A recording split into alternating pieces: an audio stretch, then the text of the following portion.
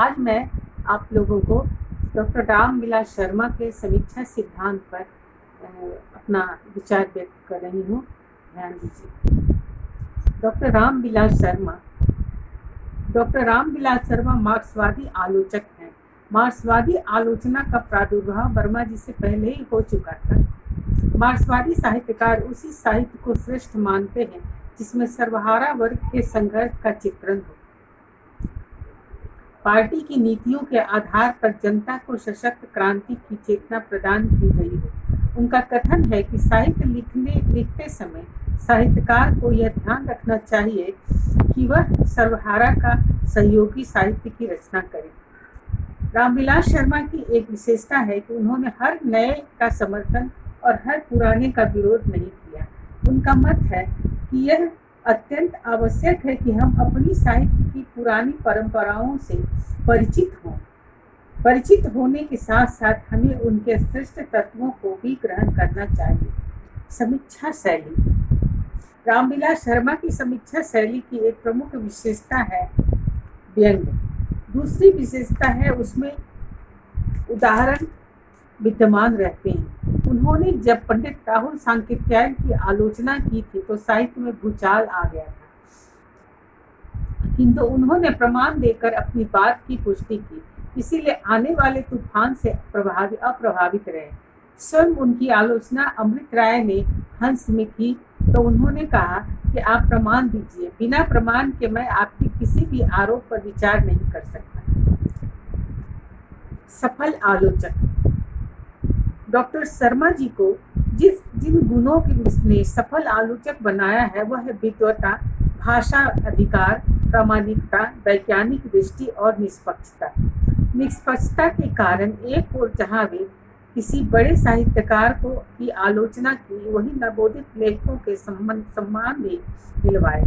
उनकी निष्पक्षता ही है कि वे एक ओर पंत और राहुल सांकृत्यायन को नहीं बख्शते तो नए रचनाकारों की सराहना भी करते हैं। रामविलास शर्मा हिंदी संत साहित्य, भारतेंदु युग, छायावाद, प्रेमचंद, निराला आदि पर अत्यंत सुलझे हुए विचार व्यक्त करते हैं। संत कवियों के संदर्भ में उन्होंने कहा कि सदियों के सामंती शासन की शिला के नीचे जन साधारण की सहृदयता का जल सिमट रहा था। संत कवियों की वाणी के रूप में वह अचानक फूट पड़ा और उसने समूचे भारत को सिक्त कर दिया। प्रेमचंद की जनवादी चेतना की वे मुक्त कंठ से प्रशंसा करते हैं। हिंदुस्तान के किसानों को प्रेमचंद की रचनाओं में जो आत्मा विभंजना मिला वह भारतीय साहित्य में बेजोड़ है। नवीनता का अभिनंदन। डॉक्टर रामविलास शर्मा ने छायावादी काव्य का अभिनंदन किया और नई रोमांटिक कविता की प्रशंसा की।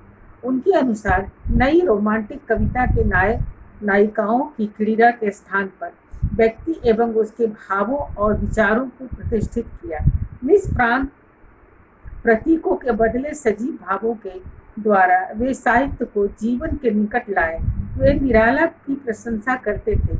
उन्होंने स्वीकार किया कि साहित्य के हित को ध्यान में रखते हुए मैंने वही प्रयास किया कि कहीं उनकी अनुचित प्रशंसा न हो जाए। यही दृष्टि आलोचना में होनी चाहिए। डॉक्टर रामविलास शर्मा छंदोबद्ध कविता के प्रशंसक थे, फिर भी उन्होंने निराला के मुक्त छंद की प्रशंसा की।